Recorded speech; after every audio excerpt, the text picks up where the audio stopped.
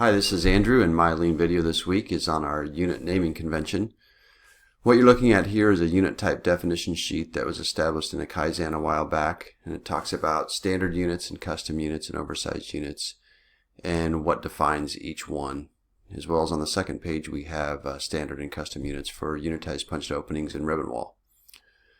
With this we've made a unit naming convention sheet that helps define creates a standard naming convention for the units, kind of somewhat similar to what Viracon does with their glass types. So we have standard custom oversize here, number of lights, and at the end we put a custom identifier for things like corners, back pans, sunshades, etc. And these are some examples. So this would be a standard 4-light unit.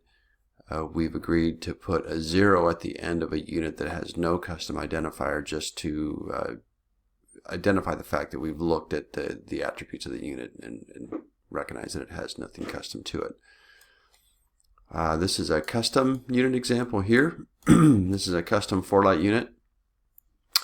It has the following attributes to it. So it has a back pan, it has a louver, and it has a door in it. So you can have as many of these attributes as needed to identify the unit in a custom unit. You just continue on and separate them with periods. So with these two items, I use these in my takeoff to help identify the units on my project. So looking at a takeoff that I've done on a project in OST, I'm going to go through and turn off the layers here to make it a little clearer. So I'm going to take my area takeoff off, remove my stock links, my glass, my caulking, my anchors, my panels. What's left are all my unit identifying marks for each unit on the project. So each mark here signifies a unit on this job. The X is shown here, mark the units. So every one of these units has a mark. This here example here shows that on this sheet there's 40 oversized 5-light units with a custom identifier of a 3. These are 5'1" by 17 foot tall. If I go back to my sheet, the identifier 3 is a sunshade, which tells me that these units all have sunshades in them.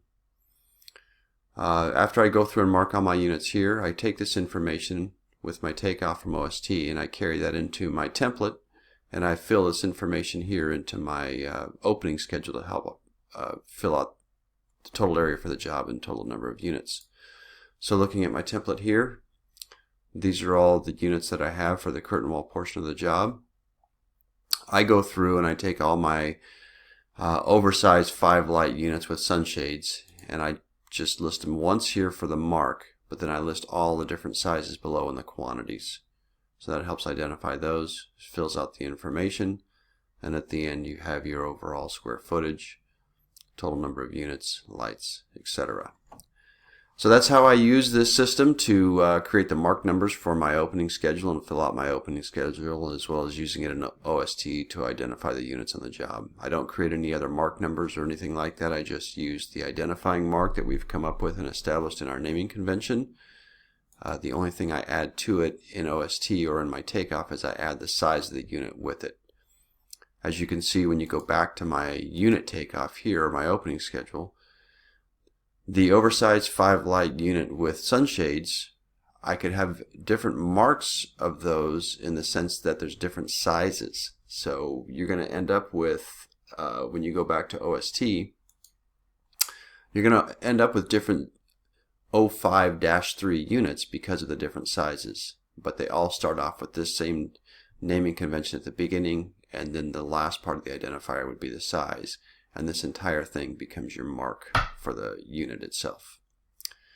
Hope that helps everybody in the future in naming and marking their units for their projects and hopefully making things a little bit simpler. Thanks for watching.